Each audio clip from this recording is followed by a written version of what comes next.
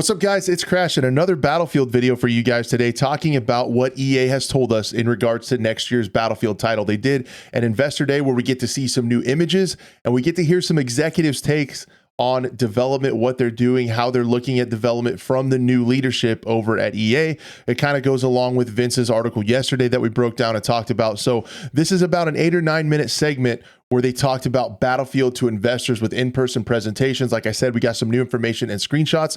So I thought it would be really cool to take a look at it. We're going to pause it once in a while and discuss things together. You guys can let me know what you think in the comments where you're at on this, but I'm definitely in the camp of I'm waiting to see, right? With DICE and what happened with 2042 and to a lesser extent with Battlefield 5, show me, don't tell me. But this is still really interesting information to talk about, and I think we should definitely talk about what they're saying. Now to one of the more significant opportunities we have as a company in Battlefield.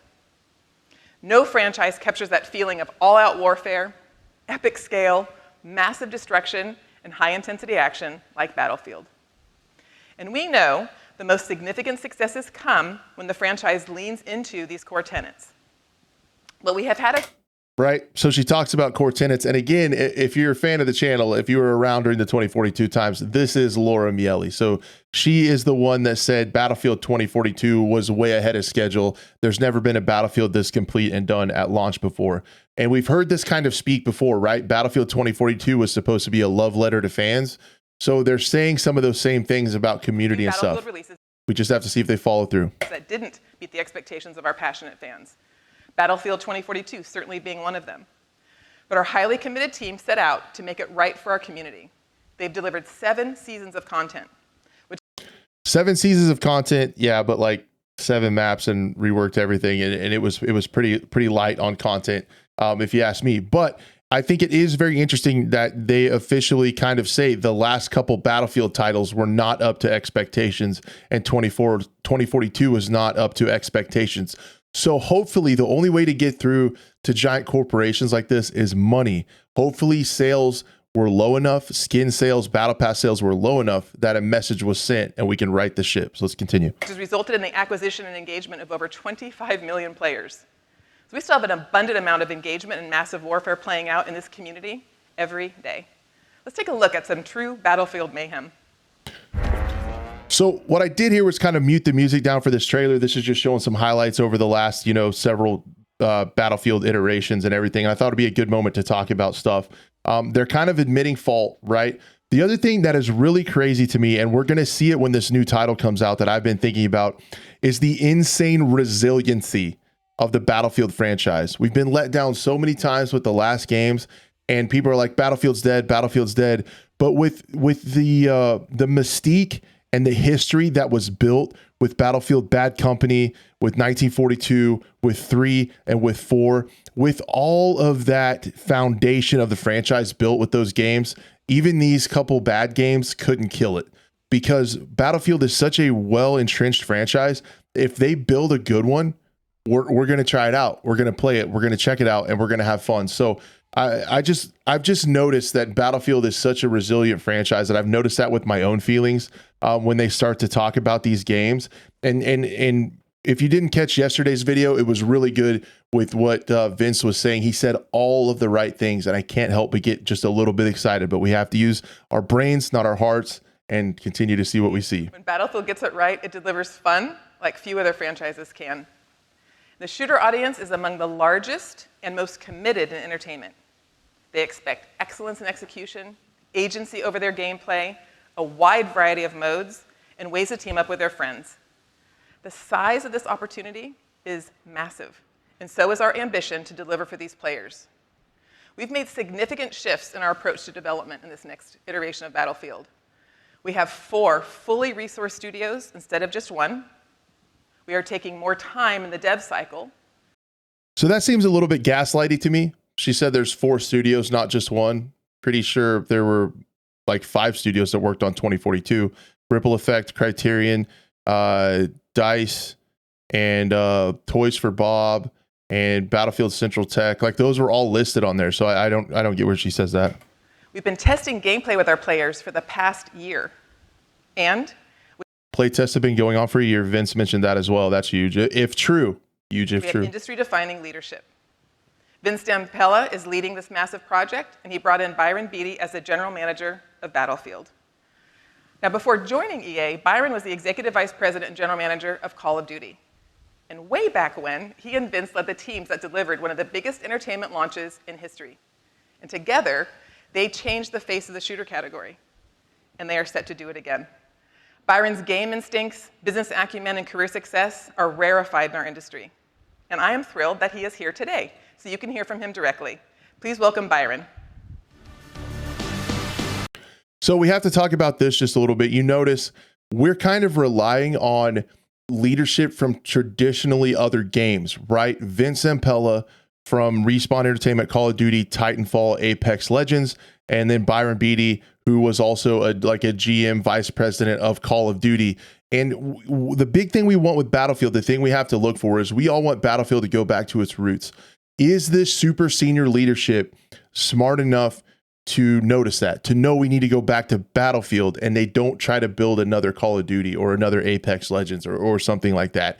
From what Vince said in the interview that I covered on yesterday's video, it really sounds like they do understand that we need squads, no specialists. That's been confirmed. 64 players, hopefully a server browser. There's going to be a scoreboard at launch. Like, they talk about going back to their roots. He talks about Battlefield 3 and 4 being the heyday. So hopefully, even though these guys have worked on, Titanfall, Apex, and COD, they know what it takes to be a Battlefield game. Thank you, Laura. Hi, everybody. I'm Byron. I'm really excited to be here today. It's always fun for me to talk about this iconic franchise. I've admired Battlefield for years, so having a chance to lead it and work with Vince again, that's about as cool as it gets for me. Vince's drive, how he leads his teams, his process for excellence, it shaped me early in my career. And now we get to join together again with this awesome Battlefield team and make something really special. I also want to emphasize that I'm honored today to be here, but I stand here representing hundreds of developers who are pouring their hearts into the development of the next Battlefield. So as you saw from the video, nothing captures the fantasy of all-out warfare like Battlefield.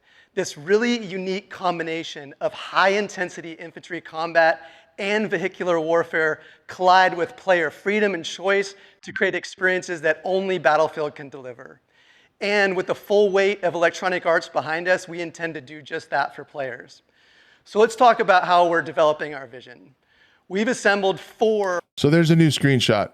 That is one of the new screenshots that we've been seeing floating around Twitter from this. We have the chopper.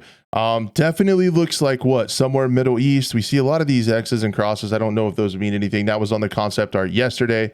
But you have some kind of attack chopper on top.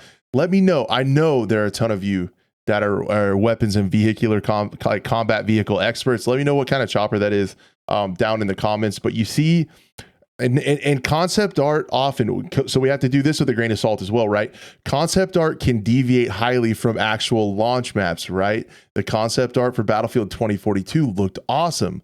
When we got into the maps, they were empty, huge, sterile, not finished. They had to be redone. Every single map had to be redone. So if you look at this on the surface, you're like, oh man, this looks like a war-torn Middle Eastern city. You see all the destruction on the right. You see the cool helicopter physics with the prop wash blowing up the dust and the sand. It just looks like Battlefield. Also, there wasn't very much urban combat in 2042. There were a lot of spread out wide open maps to accommodate the 128 players. So seeing this, it gives you a good vibe, but just take it with a grain of salt because of how 2042 was. But that's a cool image. World-class studios all working together to build our Battlefield universe. Each one brings a level of focus and execution to a critical part of the player experience. First, we've got DICE. They're the creators of Battlefield and one of the most accomplished studios in the world of game development. They're leading the charge on multiplayer. Next, Criterion Games. This is an incredibly talented group of individuals with decades of game development experience. They know Battlefield, and now, as a fully integrated studio, they're driving content and experiences across single player and multiplayer. So Criterion traditionally on the last several Battlefields, some of the things that they've done as a need for speed developers, they've also been kind of the vehicle physics experts when it comes to the last couple Battlefields, as well as they made, which we'll get into, my favorite battle royale, Firestorm. They made Firestorm. It came completely from Criterion, that Halvoy map and all that stuff. So they're like the vehicle experts in the Battlefield world. We've also added a powerhouse team from Motive. Now, Motive brings their rich history in single-player storytelling and action to the Battlefield mix. And finally, so then you have Motive, which sounds like they've kind of taken the place of, and this kind of gives us more official confirmation that we're going to get some kind of single-player experience. You have Motive, who kind of took the place of Ridgeline Games, right? Like Marcus Leto, formerly from Halo, was working on a Ridgeline Games, completely separated. And from Twitter, it did not sound like on good terms with EA. And the Ridgeline Studios game studio shut down before it even got started. They were going to work on the single player. Now it's Motive, it sounds like. Ripple effect. They're working on a new Battlefield experience fueled by our unique Battlefield DNA that's been testing really well with players. Now, all this. So there you go. Ripple Effect Studios is working on the third, but we've known this for quite a while. Tom Henderson has leaked this to be a battle royale titled Project Gauntlet, and kind of the general consensus around everything is that it's going to be a battle royale. I wouldn't mind it. You know, I've been a Firestorm and a Battlefield 5 truther the whole time. I really liked Firestorm. I thought it got absolutely kneecapped by being behind the paywall of Battlefield 5, as well as coming out at the same time as free-to-play Apex Legends. So I would really like to see them take another stab at it, because the destruction, balanced vehicle combat, and all that stuff into a battle royale worked out really well. The map was gorgeous, and I just hope that's what it is. The extraction mode didn't work out. You kind of realize how much depth it takes to make an extraction mode. When you see the depth in games like Tarkov, the shallowness of DMZ kind of petered out. Delta Force lately had a lot of depth to their extraction mode. It takes a lot. I feel like a battle royale would be something not as ambitious, that they'd have a little bit better chance of paying off. We talked about Vince yesterday in that interview he gave with IGN. He said he wanted this mode to bring players from other genres in. So that's what I've said since before 2042. If you had a good, solid, fully fleshed out, a lot of maps, finished maps, good content, a lot of weapons, a lot of vehicles, all that stuff, and then you put a free-to-play battle royale on it to draw other new players into that Battlefield universe, that would be the best case scenario. Development is powered by our Battlefield Central Tech team. They're focused on enabling these developers with the technology and tools to unlock their capabilities. And again, all of this with the full force of EA. We have the largest, strongest, and most focused team in the history of Battlefield. So that's interesting that he says they have the largest team, because up until that point, 2042 was the largest team. I was lucky enough to interview Jim Heil from EA, who worked on the rendering team, and he said the Slack channel for just rendering was several hundred people. So it was hard to keep everybody on the same page, working from home during the COVID years and all that stuff. So to say bigger doesn't always mean better, is what I'm trying to say. Now, with a franchise this as important as Battlefield, we have huge ambitions. Entertaining hundreds of millions of players is Here is another screenshot I will draw your attention to. Again, concept art, even in 2042, looked awesome. I would go as far as to say, let's call it right now, guys. The trailer for this game is going to be insane. The Battlefield 2042 trailer was awesome. The trailer team always carries. So just look at these things for what they are and understand that the final product does not always reflect the concept art. That being said, it looks sick. If you guys know what kind of tanks those are, I would love to know. But we see that gritty destruction. We see some air combat on the left. Yeah, it just looks really cool. a lofty goal, and of course, don't take that responsibility lightly. We're hungry, we're focused, and this global team at Battle Studios is operating in new ways, and we're seeing the results. Our teams live via a culture of rapid iteration to find great gameplay. That's Vince's hallmark. Prototyping, play testing, getting feedback, and repeating that loop over and over and over again. It's one of our most fundamental philosophies, and it's being incorporated through every area of Battlefield. We're obsessed with finding the fun. Now, for me, Battlefield's one of the So they gave us a bit of a paradigm. Let me go back there so you guys can see the flow chart. He gives like a bit of a paradigm shift with what they're doing with the games. They're prototyping stuff. they're play testing it, and they're getting feedback. You know, they've said that they've been play testing the third mode that I would probably think was a battle royale already with players. They said this game has been play testing for over a year. Let's hope that that is true, because I really think, based on patents, that they tested 2042 with bots and the AI. And we know how well those were programmed at launch in Battlefield 2042. So hopefully there are actual Battlefield fans testing this and giving feedback. We're obsessed with finding the fun. Now, for me, Battlefield's one of the most valuable franchises in the world. Its unique history of innovation, how unique the game experience is, how passionate the community is, it all makes the potential staggering. So let me put this in perspective. This is a community that plays Battlefield with over 250 million hours invested in the last 12 months in our catalog of Battlefield experiences. Now, I would love to show you what we've been working on with Battlefield. If you didn't see yesterday's video, this is the concept art that was revealed yesterday. We have a philosophy on Battlefield to put our community first. But what you can be sure of is we're building a connected universe set in the modern day for players filled with Battlefield experiences, all of them built with our unique DNA. I also want to share with you that internally. So they've said this in the several earnings calls up until this point, that they want Battlefield to be a connected universe. And I don't understand what that means. Maybe they have more game modes. Maybe they have a 5v5 mode that works together. Maybe they have a BR mode. Maybe Portal comes back. I'm just saying maybes here. But maybe they also have mobile, and all of that is interconnected. I know they've said in the past that they want to have a Battlefield mobile that mirrors the main game, and you can do cross progression on battle passes and leveling up and things like that. So that's important. We've been playing the game nearly daily for well over a year. In support of this playtesting, we've also prioritized what we call our Keep Green initiative.